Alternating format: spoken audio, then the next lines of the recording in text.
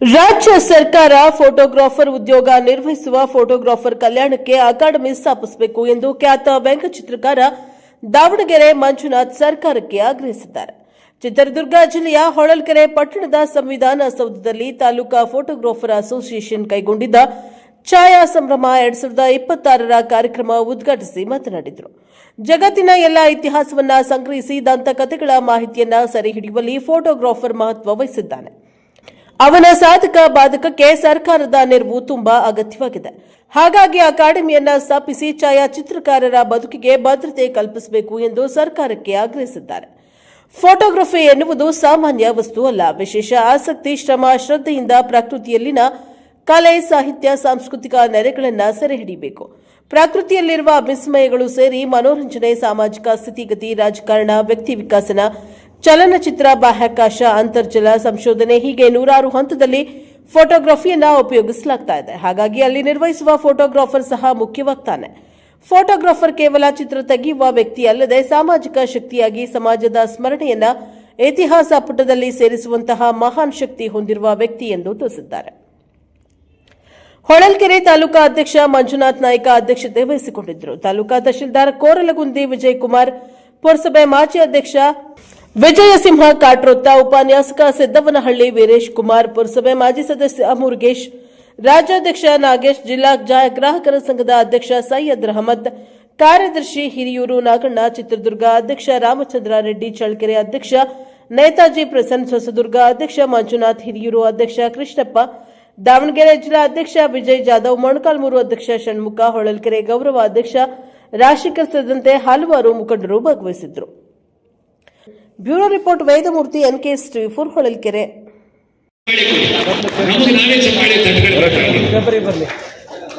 ಶಾಸನಗಳಲ್ಲಿ ಕಲ್ಲಲ್ಲಿ ಹೇಳಬೇಕಾಗಿತ್ತು. ನಾನು ಹೇಳಿದಲ್ಲ, ಹೊಳಲ್ಕೆರೆಯನ್ನ ವಿಜಯನಗರದ ಅರಸರು ಕೊಟ್ಟಿರೋದು ಕಲ್ಲಿನಲ್ಲಿ ಶಾಸನ ಇದೆ, ತಾಮ್ರ ಶಾಸನ ಇದೆ.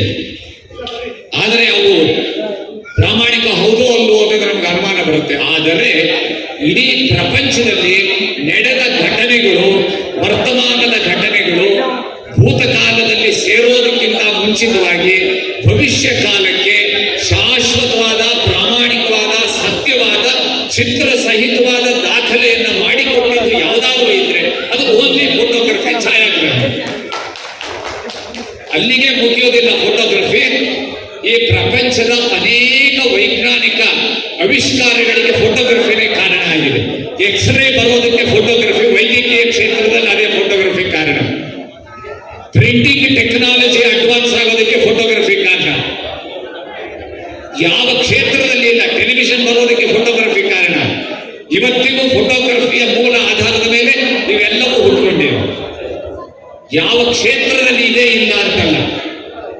ಇವತ್ತಿಗೆ ರೈತರು ಹವಾಮಾನದ ಮುನ್ಸೂಚನೆಯನ್ನು ತಗೊಂಡು ಉಪಗ್ರಹದಿಂದ ಬೇಕಾದ ಹಾಗೆ ಚೆನ್ನಾಗಿ ಮಾಡ್ತಾ ಇದ್ದಾರೆ ಅಂತ ಹೇಳಿದರೆ, ಆ ಹವಾಮಾನ ಮುನ್ಸೂಚನೆಯನ್ನು ಕೊಡೋದಕ್ಕೆ ಉಪಗ್ರಹದಲ್ಲಿ ಇರೋದು ಫೋಟೋಗ್ರಫಿಯ ಕ್ಯಾಮರಾ ಮೇಲೆ. ಸಮುದ್ರದ ಆಳದಲ್ಲಿರುವ ಸಬ್ಮೇರಿನ್ ಅಂತವರು ಗುಪ್ತಚಾರವನ್ನು ನಡೆಸ್ತಾರೆ, ಅದರಲ್ಲಿರೋದು ಸಬ್ಮೇರಿನ್ ಕ್ಯಾಮರಾನೇ. ಇವತ್ತಿಗೆ ಎಲ್ಲದೂ ಆನ್ಲೈನ್ ನಲ್ಲಿ ನಡೀತಾ ಇರುವಾಗ CCTVಗಳಲ್ಲಿ ಎಲ್ಲದೂ ಗೊತ್ತಾಗ್ತಾ ಇದೆ ನಮಗೆ ಅಂತ ಹೇಳಿದ್ರೆ ಅದಕ್ಕೆ ಬಂದಿರೋದು ಕ್ಯಾಮರಾನೇ. ಎಲ್ಲ ಫೋಟೋಗ್ರಫಿಯಿಂದ ಬಂದ ಕ್ಯಾಮರಾನೇ. ಚಲನಚಿತ್ರ ಕ್ಷೇತ್ರ, ಟೆಲಿವಿಷನ್ ಕ್ಷೇತ್ರ ಬಂದಿದ್ದು ಫೋಟೋಗ್ರಫಿ ಕ್ಯಾಮರಾಗಳಿಂದನೇ. ಮೂಲ ಅದಕ್ಕೆಲ್ಲ ಫೋಟೋಗ್ರಫಿ. ಇಷ್ಟೆಲ್ಲ ಮುಗಿಸ್ತೇನೆ, ಇಷ್ಟೆಲ್ಲ ಆವಿಷ್ಕಾರಗಳಾಗಿದ್ರು ಫೋಟೋಗ್ರಫಿ ಅನ್ನೋದನ್ನ ಬಹಳಷ್ಟು ಸರ್ಕಾರಗಳು, ವ್ಯವಸ್ಥೆಗಳು ಏನೋ ಸ್ಟುಡಿಯೋ ಇಟ್ಕೊಂಡು ಬಂದವರೊಂದು ಫೋಟೋ ತೆಗೆದುಕೊಡ್ತಾನೆ ಅಂತ ಅನ್ಕೊಂಡಿದ್ದಾರೆ ವಿನಃ ಪುರಾತನ ಕಾಲದಿಂದನೂ ದಾಖಲೆಗಳನ್ನು ಮಾಡ್ತಾ ಇದ್ದಾರೆ, ನೈಜ ದಾಖಲೆಗಳನ್ನು ಮಾಡ್ತಾ ಇದ್ದಾರೆ. ಅಷ್ಟೇ ಅಲ್ಲ, ತಲೆಮಾರಿಗೂ ಅವರ ಹಿಂದಿನವರ ಸ್ಮರಣೆ ಉಳಿಯೋ ಹಾಗೆ ಆ ಭಾವಚಿತ್ರಗಳನ್ನು ತೆಗೆದುಕೊಡ್ತಾ ಇದ್ದಾರೆ. ರಾಜಕಾರಣಿಗಳು ತಿಳ್ಕೊಳ್ಬೇಕು, ಬಂದಿಲ್ಲ ಅವ್ರು ಏನಾದರೂ ರಾಜಕೀಯದಲ್ಲಿ ಮೇಲೆ ಬಂದಿದ್ದಾರೆ ಅಂತಂದ್ರೆ ಇವರು ತೆಗೆದುಕೊಟ್ಟ ಫೋಟೋಗಳು, ವಿಡಿಯೋಗಳಿಂದನೇ ಅವರು ಪ್ರಚಾರ ತಗೊಂಡು ಬಂದಿರ್ತಾರೆ. ಎಷ್ಟು ಋಣ ನಮ್ಮ ಮೇಲೆ ಅವರದ್ದು ಇರುತ್ತೆ. ನಾನು ಘಂಟಾಘೋಷವಾಗಿ ಇದನ್ನು ಹೇಳ್ತೇನೆ. ನಾನೊಬ್ಬ ಹಿರಿಯ ಪತ್ರಕರ್ತ ಆಗಿ ಕರ್ನಾಟಕ ರಾಜ್ಯದ ಮಾಧ್ಯಮ ಅಕಾಡೆಮಿ ನನಗೊಬ್ಬ ಹಿರಿಯ ಪತ್ರಿಕಾ ಛಾಯಾಗ್ರಾಹಕ, ಪತ್ರಕರ್ತ, ಹಿರಿಯ ಪತ್ರಿಕಾ ವ್ಯಂಗ್ಯ ಚಿತ್ರಕಾರ ಅಂತ ಹೇಳಿ ನನಗೆ 2007ರಲ್ಲಿ ಲೈಫ್ ಟೈಮ್ ಅಚೀವ್ಮೆಂಟ್ ಅವಾರ್ಡ್ ನನಗೆ, ರವಿ ಬೆಳಗೆರೆಗೆ, ಸಂತೋಷ್ ಕುಮಾರ್ ಗುಲ್ವಾಡಿಗೆ, ಗಿರೀಶ್ ನಿಕ್ಕಮ್ಗೆ, ಚಂದ್ರಶೇಖರ್ಗೆ ಕೊಟ್ಟಿದ್ದಾರೆ. ರಾಜ್ಯಪಾಲರು ರಾಮೇಶ್ವರ ಠಾಕೂರ್ ಕೊಟ್ಟಿದ್ದಾರೆ. ಬಹುಶಃ ಪ್ರೊಫೆಷನಲ್ ಫೋಟೋಗ್ರಾಫರ್ಗಳಲ್ಲಿ ಮಾಧ್ಯಮ ಅಕಾಡೆಮಿ ಪ್ರಶಸ್ತಿ, ಕರ್ನಾಟಕ ರಾಜ್ಯೋತ್ಸವ ಪ್ರಶಸ್ತಿ ಹಾಗೂ ಪ್ರಸಿದ್ಧವಾದ ಯೂನಿವರ್ಸಿಟಿಯ ಗೌರವ ಡಾಕ್ಟರೇಟ್ ಪ್ರಶಸ್ತಿ ತಗೊಂಡಿದ್ದು ನಾನು ಸಂತೋಷದಿಂದ ಹೇಳ್ತೇನೆ. ನಾನು ಒಬ್ಬನೇ ಅಂತ ಹೇಳ್ತೇನೆ. ಇಡೀ ರಾಜ್ಯದಲ್ಲಿ ನಾನು ಒಬ್ಬನೇ ನಾಗೇಶ್ ಅವರು. ಇದು ಮೂರು ಬಂದಿರೋದು. ಫೋಟೋಗ್ರಾಫರ್ಗಳನ್ನು ಗುರುತಿಸಿ ರಾಜ್ಯೋತ್ಸವ ಪ್ರಶಸ್ತಿನೇ ಕೊಡ್ತಿರ್ಲಿಲ್ಲ. ಬಹುಶಃ ಬಿ ಕೇಸರ್ ಸಿಂಗ್ ಅವರಿಗೆ ಕೊಟ್ಟಿತ್ತೋ ಏನೋ, ಮತ್ತು ಕೃಪಾಕರ್ ಸೇನಾನಿಗೆ ಕೊಟ್ಟಿತ್ತೋ ಏನೋ, ಬಹಳ ವರ್ಷಗಳಿಂದ ಕೊಡ್ತಿರ್ಲಿಲ್ಲ. ನನಗೆ ರಾಜ್ಯೋತ್ಸವ ಪ್ರಶಸ್ತಿ 2017ರಲ್ಲಿ ಕೊಟ್ಟು, 2007ರಲ್ಲಿ ಮಾಧ್ಯಮ ಅಕಾಡೆಮಿ ಕೊಟ್ಟು, ಮತ್ತೆ ವೃತ್ತಿ ನಿರತ ಛಾಯಾಗ್ರಾಹಕ ಒಬ್ಬರಿಗೆ ಒಂದು ಯೂನಿವರ್ಸಿಟಿ, ಅಧಿಕೃತ ಯೂನಿವರ್ಸಿಟಿ ರಾಜ್ಯಪಾಲರು ಗೌರವ ಡಾಕ್ಟರೇಟ್ ಕೊಟ್ಟಿರೋದು ಇವತ್ತಿಗೆ ಇತಿಹಾಸದಲ್ಲಿ ನನಗೆ ಮಾತ್ರ. ಅದು ನನಗಲ್ಲ. ಅದು ಈ ಎಲ್ಲ ಪ್ರಶಸ್ತಿಗಳು ಬಂದಿರೋದು ನನಗಲ್ಲ, ಫೋಟೋಗ್ರಫಿ ವೃತ್ತಿ. ಅದಕ್ಕೊಂದು ಚಪ್ಪಾಳೆ ಕೊಡಿ. ಅವರು ಮಂಜುನಾಥನ ಗೌರವಿಸಿಲ್ಲ, ಫೋಟೋಗ್ರಫಿ ವೃತ್ತಿಯನ್ನು ಗೌರವಿಸಿದ್ದಾರೆ. ಮಂಜುನಾಥ್ ಒಬ್ಬನ ಈಗ ಮೊನ್ನೆ ಕಳೆದ ವರ್ಷದ ರಾಜ್ಯೋತ್ಸವ ಪ್ರಶಸ್ತಿ ನನ್ನ ಸನ್ಮಿತ್ರರಾದ ತುಮಕೂರಿನ ಅನು ಫೋಟೋ ಫ್ಲಾಶಿನ ಶಾಂತಕುಮಾರ್ ಅವರಿಗೆ ಬಂತು, ಬಹಳ ಅಪರೂಪವಾಗಿ. ಇದೆಲ್ಲ ಬಂದಿದ್ರೆ ಅದು ಫೋಟೋಗ್ರಾಫರ್ಗಳಿಗೆಲ್ಲ, ಆ ಫೋಟೋಗ್ರಫಿ ವೃತ್ತಿಗೆ. ಇದು ನಿರಂತರವಾಗಿ ಪ್ರತಿ ವರ್ಷವೂ ಸರ್ಕಾರ ಒಬ್ಬ ಫೋಟೋಗ್ರಾಫರ್ನ ಗುರುತಿಸಿ ಪ್ರಶಸ್ತಿ ಕೊಡಬೇಕು. ಆ ಕೆಲಸವನ್ನು ನನ್ನ ಸನ್ಮಿತ್ರರಾದ ನಾಗೇಶ್ ಅವರು ಈಗಾಗಲೇ ನಾವು ಅದನ್ನು ಮಾಡ್ತಾ ಇದ್ದೀವಿ. ಆ ಹೇಳಿಕೆಯನ್ನು ನಾವು ಒತ್ತಾಯಪೂರ್ವಕವಾಗಿ ರಾಜ್ಯ ಸಂಘದ ಮುಖಾಂತರ ರಾಜ್ಯ ಸರ್ಕಾರಕ್ಕೆ ಕೊಟ್ಟಿದ್ದೇವೆ ಎಂದು ಒಂದು ಚಪ್ಪಾಳೆ ಅವರಿಗೆ ಕೊಡಿ ಮತ್ತು ಆ ಸಂಘಕ್ಕೆ ಕೊಡಿ. ಅದು ಅವರೆಲ್ಲ ಗೌರವವಾಗಿ ಇವತ್ತಿಗೂ ನನ್ನನ್ನು ಗುರುಗಳೇ ಅಂತಲೇ ಕರೀತಾರೆ. ಅದು ಅವ್ರ ದೊಡ್ಡ ಗುಣ, ನಾನು ದೊಡ್ಡವನಲ್ಲ. ನನ್ನ ಮಾರ್ಗದರ್ಶನ ಅವರಲ್ಲಿ ವಿಡಿಯೋಗ್ರಫಿ ಮಾಡೋರು, ಕುಟುಂಬವರ್ಗದವರು ಇಲ್ಲಿ ಬಂದಿದ್ದೀರಿ.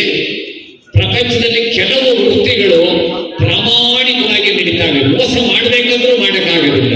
ಅಂತಹ ಪ್ರಾಮಾಣಿಕವಾಗಿ ವಂಚನೆ ಮಾಡೋದಕ್ಕೆ ಅವಕಾಶವೇ ಇಲ್ಲದೆ ಇರೋ ವೃತ್ತಿಗಳಲ್ಲಿ, ಕೆಲವೇ ವೃತ್ತಿಗಳಲ್ಲಿ ಛಾಯಾಗ್ರಹಣನೂ ಒಂದಿದೆ. ಒಂದು ಚಪ್ಪಾಳೆ ಕೊಡಿ.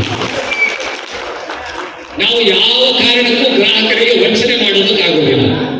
ಅವ್ರು ಕಡಿಮೆ ದುಡ್ಡು ಕೊಟ್ಟರು ಅಂತ ಯಾರದೋ ಫೋಟೋ ಅವ್ರಿಗೆ ದಾಟ್ಸಕ್ ಆಗೋದಿಲ್ಲ. ಅವ್ರ ಫೋಟೋ ಅವರಿಗೆ ಕೊಡಬೇಕು, ಅದು ತಗೊಳ್ಳೋದೇ ಕಷ್ಟ ಇರುತ್ತೆ. ಇನ್ನೊಬ್ರು ಫೋಟೋ ಎಲ್ಲಿ ತಗೊಳ್ತಾರೆ? ಅವ್ರ ಲಗ್ನದ ಫೋಟೋನೇ ಅವ್ರು ತಗೊಳ್ಳೋದು ಕಷ್ಟ ಇರುತ್ತೆ. ಕಾರ್ಯಕ್ರಮ ಮುಗಿದ ಮೇಲೆ ದುಡ್ಡೆಲ್ಲ ಕೊಟ್ಟು ದಿವಾಳಿ ಎತ್ತಿರ್ತಾರೆ. ಯಾಕಾದ್ರೂ ನಮ್ಮ ಫೋಟೋಗ್ರಾಫರು, ವಿಡಿಯೋಗ್ರಾಫರು ಬಿಲ್ ಕೇಳಕ್ಕೆ ಅಂತಿರ್ತಾರೆ. ಅಂತ ಟೈಮಲ್ಲಿ ನಮ್ಮವ್ರು ದುಡ್ಡು ಕಲೆಕ್ಟ್ ಮಾಡ್ಕೊಳ್ಬೇಕು. ಆದರೂ ನಾವು ಮಾಡ್ತೇವೆ. ಮೊಟ್ಟ ಮೊದಲು ಹೋಗಿ ನಿಲ್ಲೋ ಒಂದು ಕಾರ್ಯಕ್ರಮಕ್ಕೆ ಫೋಟೋ ವಿಡಿಯೋಗ್ರಾಫರ್, ಕೊನೆಗೆ ವಾಪಸ್ ಬರೋರು ಫೋಟೋ ವಿಡಿಯೋಗ್ರಾಫರ್. ಅಷ್ಟೆಲ್ಲ ಪರಿಶ್ರಮ ಇರುತ್ತೆ, ಆದ್ರೂ ನ್ಯಾಯ ಸಿಕ್ಕಿರೋದಿಲ್ಲ. ಆದ್ರೂ ಈ ವೃತ್ತಿಯನ್ನು ನಡೆಸಿಕೊಂಡು ಬರ್ತಾ ಇದ್ದೀರಿ. ನೀವೆಲ್ಲರೂ ನಡೆಸಿಕೊಂಡು ಬರ್ತಿದ್ದೀರಿ. ಅದಕ್ಕೆ ಪೂರಕವಾಗಿ ನಿಮ್ಮ ಕುಟುಂಬದ ಸದಸ್ಯರು